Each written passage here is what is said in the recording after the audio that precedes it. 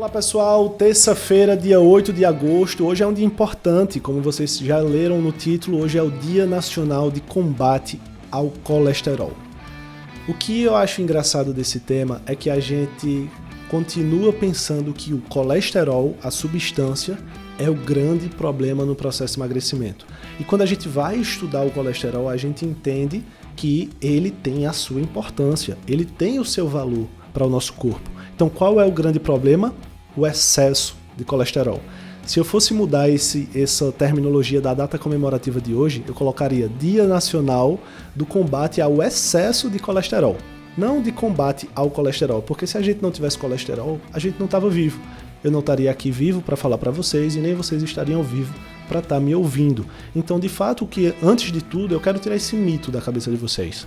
O colesterol, ele é, sim, importante para a nossa vida. Porém, em excesso, ele traz grandes prejuízos que a gente vai conversar no podcast de hoje. Então, sou Felipe Neres, sou farmacêutico, sou acadêmico de nutrição e todos os dias eu estou aqui no podcast Dose Diária de Emagrecimento para te ajudar, para que você aprenda o processo de emagrecimento, para que às vezes você que está querendo emagrecer e não sabe como, entenda como funciona, e para você que é profissional de saúde que vai ajudar outras pessoas. Então, se a gente for falar sobre o colesterol, antes de tudo, o que a gente precisa imaginar? O colesterol ele faz parte de membrana plasmática, ou seja, ele tem função no nosso corpo. O colesterol ele carrega triglicerídeos pelo nosso corpo para justamente entregar energia para a célula, até porque o lipídio ele também é uma fonte energética, só que ele começa a ser um problema quando você tem um excesso e você vai ter problemas no seu metabolismo. Então, para a gente falar um pouco de bioquímica, imagina comigo, vai fazendo o caminho. Se possível, até se você não estiver dirigindo, fecha seus olhos e pensa comigo. Você come um alimento, mastigou, engoliu. Quando ele chegar lá no seu intestino, que ele for absorvido, ele vai ser absorvido no formato de quilomicrons. É a molécula maior que existe de lipídios, né? Com pouca densidade e muito volume. Esse quilomicro ele vai ficar passeando pelos vasos do teu corpo, distribuindo triglicerídeos para justamente fornecer energias para as células. Então ele é como se fosse aquele camisa 10 do futebol. Ele sai andando nos vasos e distribuindo passes. Esses passes são os triglicerídeos. Ao momento que ele vai distribuindo, ele vai diminuindo de tamanho e ele vai virar VLDL. É um tipo de lipoproteína.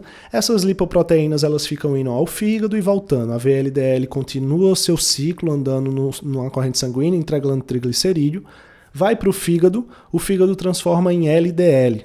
Né? Existem ali um intermediário, o IDL, mas é irrisório a gente falar, vai virar LDL, o LDL continua passando no corpo, entregando mais e mais gorduras para as células, só que depois vem o HDL, que muita gente conhece como o colesterol bom, e vem justamente fazer a limpeza, ou seja, retirar aquele excesso de lipídio que ficou na corrente sanguínea e trazer de volta para o fígado.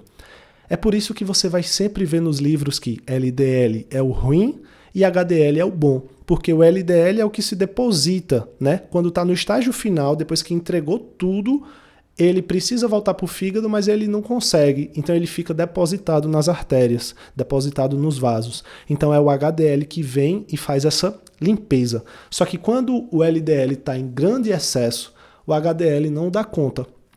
E às vezes acontece desse HDL também estar baixo, principalmente nos casos de obesidade, de síndrome metabólica. Isso vai gerar lá na frente um processo chamado de aterosclerose, que é a grande doença que gera o infarto, que gera justamente infarto agudo do miocárdio e acidente vascular cerebral. Então a gente tem que ter grandes cuidados com o excesso de colesterol.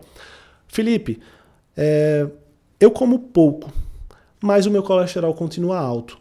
Aí a gente entra em mais uma temática. O colesterol ele não só é dependente da alimentação, tá? A grande parte do colesterol, beleza, que é da alimentação, mas existe uma produção endógena de colesterol. O teu próprio fígado produzindo moléculas de colesterol.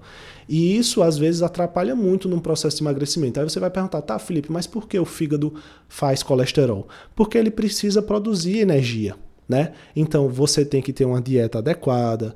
Às vezes tem a questão do fator hormonal. Então, principalmente com mulheres, vai chegando aos seus 50 anos, a menopausa, vai caindo estradiol, vai caindo progesterona, são hormônios que participam do metabolismo lipídico, então de fato a mulher com menopausa tende a ter um aumento do colesterol, e às vezes essa mulher com um aumento uma queda dos hormônios e o aumento do colesterol, quando vai ao médico, o médico já entra com estatina, civastatina, atorvastatina, para baixar esse colesterol. Só que o que está causando esse colesterol alto é a falta de hormônio.